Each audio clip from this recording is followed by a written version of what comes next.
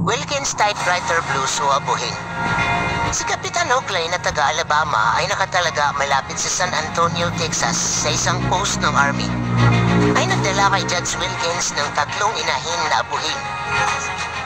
Ang mga inahin na ito ay tinatawag na Oakley Blues na mayroong puti at dilaw na paa.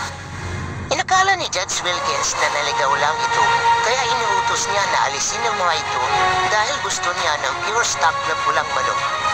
Ngunit nagustuhan ito ng anak ni Judge. Dahil mga high station ito at nahumaling siya sa kulay nito na parang abo at brinid niya ito. Nang nilaban nila ang mga anak sa derby, nanalo ito at nakita ito ni Judge at biglang nagbago ang isip niya. At ang nanalong manok ay brinid niya pabalik sa mga abuhin na inahin. Noong pinakain nila ito sa lagayan ng patupa, parang tunog ng typewriter ang tunog nito kapag tumutupa sa feeding cups nila. Kaya tinawag niya itong Wilkins Typewriter Blues. Sa panahon na yon, kilala si Madigan na may mga mahuhusay na manok. Ngunit tinalo lang ng kanyang mga typewriter blues. Ang abuhin ay mga highbreaker at grounder. Deep game ito at meron itong unang pamatay na palo.